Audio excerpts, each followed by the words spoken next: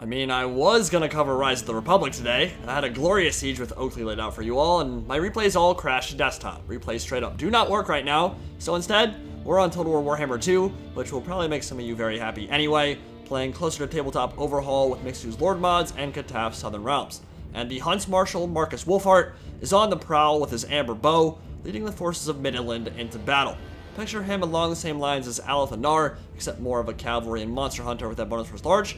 Sol Invictus, Praise the Sun, Knights of Myrmidia, and the Knights of the White Wolf are here. Pretty great at crushing armor with those hammers from horseback, and it wouldn't be the Huntsmarshal without some huntsmen. Vanguard deployed and ready to do some shooting from long range, and I will say they need to work on their camouflage game just a little bit. Those blue highlights aren't doing them any favors in the forests of the Empire, or here in the deserts of the Tomb Kings. But whatever is sleeping under the sands will stay that way for now, because the Border Princes, led by Gashnag the Black Prince, are the opposition. And we'll check out their army comp in a second, right after this beginning engagement, because Vanguard deployed light riders are already in and amongst the skirmishers, and Serlin's Revenge Free Company right there to get some pot shots into them as they charge into melee. And they're going to have their work cut out for them here, because Free Company are pretty versatile. They can hold their own against lower tier melee units, light cav. They can do some damage for sure, but they're not going to really just bowl them over. And with the Huntsmen firing from behind, yeah, those light cav are actually getting gobbled up. And Knights of the Blazing Sun and Knights of the White Wolf closing the gap now. And Light Riders are suddenly wishing they hadn't taken that engagement. Probably a situation where they thought it looked really juicy at the start, but disengaging immediately after that first charge would have prevented the loss of that unit. And they're gone now. Shifting over, we are talking about TEB. So up on the ridge, they've got quite the versatile selection of units to choose from. Substantial flanking force up here, actually. 2 handgunners, 2 shield bearers. They're a phalanx unit. They kind of rock dwarf crafted shields and armor, and some great swords as well. They'll get some extra melee attack and melee defense while they're in those shield ranks. And these are the Border Princes, kind of a conglomeration of many different petty kingdoms. Their mercenaries are kind of their forte as well. So down below the ridge, expect some Dogs of War, and El Mukhtar's Desert Dogs with their Demons on Horseback special rule causing fear, or a solid light cavalry unit. Behind them, we've got Richter Kruger's Cursed Company. They have come to the field as well. They have fantastic health regeneration when they're winning combat. They have some regen even when they're losing, and they have very solid leadership as long as their captain, Richter Kruger himself, is alive. And of course, the best thing about them overall, combining the undead of Bretonnians, Kislevites, Men of the Empire, even Chaos Warriors and Elves in the lore as well, I think. They can pick up just about anyone they slay in combat and pull them into their unit. Prince's own greatswords are a very tough nut to crack. Elite of the Border Princes for sure. And the Usingen Challengers, greatsword cavalry from that ill-fated Reichland town that we see in Vermintide 2. I believe that's the map Empire in Flames. Shifting over, leading the Border Princes is Gashnag the Black Prince himself. I have no idea why he's not using a Strigoi model. I think that he should be, honestly, because he is a Strigoi in the lore, but he is very scary. Actually kind of a relatively benevolent ruler in the lore. He has a ward save ability, the Lore of Shadows, and the Tome of Usharan prevents him from disintegrating if things start getting really bad. He's also really good in blobs of enemy infantry because he has high AP and additional smash attack power as one of his passives. So, pretty interesting lord. A lot of versatility there for sure. He can beat stuff up in melee and have some good casting from range. Getting underway, we can take a quick look at the rest of the Middenland army. Mortar for some long-range killing potential, some more Knights of the White Wolf. Teutogen Guard, led by their battle standard bearer, Vorn Thugenheim, who has been taken under the wing of Boris Todbringer himself, and he grants nearby enemy, or friendly units rather, 10% physical resistance and immune to psych. So definitely a nice support hero on that front line. Not incredibly powerful, not a world beater by any means, but definitely nice support. And I mean, he just looks really thematic with the rest of his Teutogen Guard nearby. Empire Knights on the left flank, and that should round out the rest of the builds with some Empire Swordsmen in the front. And now we can close the gap and get things popping. So, speed it up just a little bit while the mortar starts shooting and the gaps close just a little bit more. We're going to have a tale of two battles here, kind of looking like a 2v2 right now. Armies are relatively big, and there's a big flanking force on both sides up on top of the ridge, and they'll be engaging early on as the mortars open fire into those shield bearers, and that'll do some damage. Good way to start the battle for sure. And you talk about artillery from mortars to great cannons, pretty much any arty and closer to tabletop overhaul has been redesigned to hit harder at the cost of shorter range and a chance to misfire. And some things, especially single entities, have smaller HP pools, so most lords in the game can't YOLO into an enemy battle line without support nearby. But Gashnag busting out his best Usain Bolt impression right now. He's looking for something to snack on. He's actually one of the tankier lords in the game from what I've seen so far. He is very good in the middle of an enemy horde, but things are brewing on the ridge here, where the border princes are moving up with 2 handgunners, a greatsword, and 2 shield bearers in support. And some unfortunate son just got his head blown off by the Huntsmarshal and his amber bow. That was very satisfying to watch. But this might be actually kind of challenging for the border princes because they don't have mobility over on this flank. There's no cavalry. Now, there's no infantry really for the Empire, but the Knights of the White Wolf and the Knights of the Blazing Sun here can kind of put a lot of pressure on those handgunners by flanking around, getting into the back, and there's not a whole lot the border princes can do about it besides just move their shield bearers in position. But they don't have speed here, and speed kills in Warhammer and Total War in general. It's a really big factor in multiplayer, and without support from cavalry, Knights of the White Wolf and Knights of the Blazing Sun don't really have to commit to those phalanxes, as we see yet another dude get his head blown off by the amber bow. And now they can charge in and take the engagement they want, and with those handgunners kind of being, they weren't even really out of position. I mean, the shield bearers are right there, but they do get run over, and that's going to be a problem because now the ranged capabilities of the border princes on this flank will get kind of thrashed while the great swords move up, and now they're isolated, and that's exactly what Knights of the White Wolf want.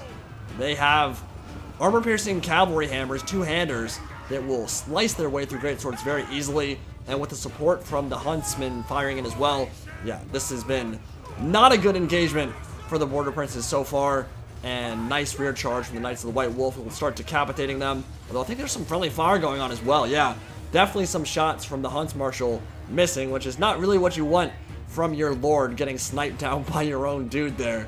But yeah, that has been a very, very good engagement for Middenland, and border princes kind of on the back foot, at least on this flank. But different story over on the other side of the battlefield right now as shield bearers move up.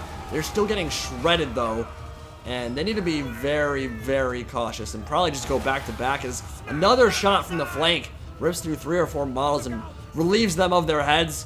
We'll shift over and see what Gashnag is up to. He is beasting stuff already. A early penumbral pendulum ripped through the swordsman line, and you can see a bunch of dead bodies already on the field. Right there, just a big, long line of crimson on the ground.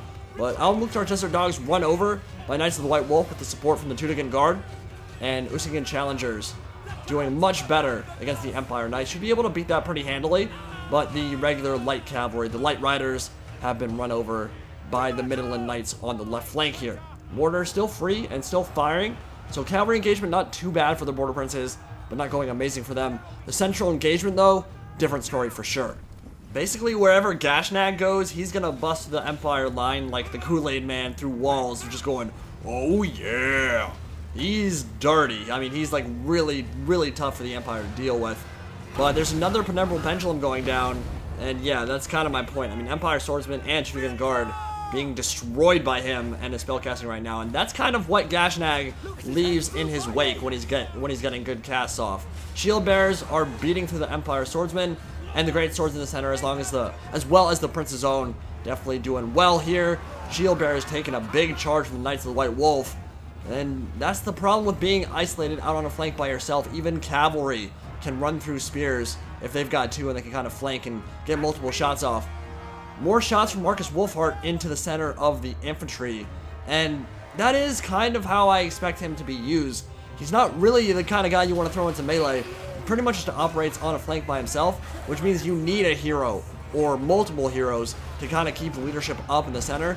And Amber Bow ripping through, getting some good damage on the Richter Kruger's Cursed Company right now, but even still, he's not providing that leadership buff that the Empire kind of need in the main engagement. And Gashnag is in the back, dealing with the mortar crews right now. And back on this flank, the light riders did come back, but they were run over. They're dead, gone now, shattered. And the shield bearers will be a long way away from where they're actually needed, which is around the Black Prince himself. I mean, Gashnag is gonna be fine. He knows how to daintily pluck the heads off Empire archers and huntsmen with that scythe. Not gonna be a problem for him whatsoever. The problem is the support, the shield bearers, and those other units want to be around him so they can get his support, not the other way around. They're the things that are dying and taking some tough engagements. Gashnag is a happy camper right now. But Teutogen has routed, and he is super low, and that anchor for the Teutogen Guard and the Empire Swordsman in the center is broken and gone now. He's the battle standard bearer. He's the face of the Empire army. And with a couple more attacks from the Prince's Own, he will actually end up going down. And that's a big blow to the Knights of Ulric and the armies of the White Wolf. Teutogen Guard trying to save him here, but the killing blow will land, and he will plummet to the earth. So big loss. But that's a good indication of why it's so scary to throw Empire Lords or Captains into combat by themselves. They just can't do that, and closer to Tabletop Overhaul, their stats won't allow them to go on and take regiments by themselves. They'll get beaten up and they'll die pretty easily. But the cavalry for the Middenland forces are having an absolute field day here, and Markus Wulfhart has slowly and just naturally over time racked up a pretty absurd amount of kills, approaching 100 right now. He has been kicking ass all game just by sniping enemy heroes, and not heroes, just units, just killing a bunch of units with each shot. Every single time he fires in, kills 3 or 4 models, and that's made a big impact, as Richard Kruger is pretty much the only model left in his entire regiment, fighting to the end, and it'll be very tough to bring down the captain, but I mean, that unit is pretty much lost combat effectiveness now. It's only one model, and he's not exactly a hero by himself. He's kind of just a regular model with multiple HP, so he won't die very easily. Knights of the White Wolf running over some archers in the back, and now the Border Princes are very, very spread out, very disparate group. It's going to be a big problem for them to conglomerate their army, consolidate it, and get it into a good position. And Markus Wulfhart in a very good position to punish those shield bearers right now too, because the Amber Bow is a powerful, explosive ability, and that is the kind of damage it can unleash. Look at that. Beautiful. Jibbing an entire group of that regiment, and very close to routing now. Meanwhile, the Strigoi Prince kind of has full reign of the battlefield, but the Middenland forces have kind of just ignored him for a while and just dealt with all the other things. Richard Kruger is actually still alive somehow, and actually just got a kill, fighting back to back with the Black Prince. Finally goes down, and a kick from the Strigoi Ghoul King will send some of them flying. And I mean, that's the splash attack power. I think he just killed like 5 or 6 models with that single blow. And that's crazy. That splash attack power matters quite a lot. He's destroying the sword regiment easily. And with that damage resistance, it's really helped too. But there's not much left for the Border Prince army, and there's still a decent amount of Middenland forces left. The shield bearer is trying to close into the huntsmen, but they're just gonna run away. Can't fire like Parthian shot, but with the Knights of the Blazing Sun charge, former Midia sending them flying. They're gonna have to be careful. The shield bearers are tanky and high armor. Good bonus for Slarge. A few of those knights will meet the business end of those spears. But now it's just time to surround the Black Prince. Can they take him down? Can anything? I mean, he has a lot of regeneration, and he just hasn't really felt like dying the entire game. The swordsmen are actually routing, even though Gashnag is completely surrounded here. But I want to say I've had a situation like this before with Middenland. I think I was playing against Chaos in closer to Tabletop Overhaul. There are some lords, like Sigvald in that last game, and Gashnag in this one, where they're just really tough to bring down when they're surrounded. But they're kind of the exception, not the rule, as shield bearers take a mean charge from the Knights of the Blazing Sun, and the Knights of the White Wolf come from behind and smash through their ranks. And as the cavalry hammers find their marks, heads will explode, melons will get destroyed, and that should spell the end of that phalanx unit. As well equipped as they are, won't be able to take on 2 armor-piercing cavalry units by themselves. And now, the final stand of probably one of the more exceptional leaders in all of Warhammer. There's not a massive amount of lore about Gashnag, but there have been some stories about him, and he's a nice dude, honestly. Overall, when you think about Warhammer, when you think about Strigoi Ghoul Kings, not usually the nicest dudes, but he is a good ruler, and he isn't afraid to get his hands dirty. 171 kills that game. Beastly. Some really good casting, some really good melee prowess shown off by the Black Prince, and definitely a worthy last stand. So if we look at stats here, Markus Wulfhart, the Huntsmarshal, 126 is pretty obscene for a sniper lord, and he wasn't really used the way you would expect him to. There were no real big monsters or a lot of cavalry for him to shoot that game, so he just killed infantry, and he did a pretty damn good job of it too. The Knights of the White Wolf and Blazing Sun were amazing and definitely the MVPs of that battle. The Empire Infantry didn't perform too well against the Prince's Own and the Border Princes, but really fun game, and definitely some more closer to Tabletop Overhaul, and probably some more SFO coming very soon. Hope you guys enjoy.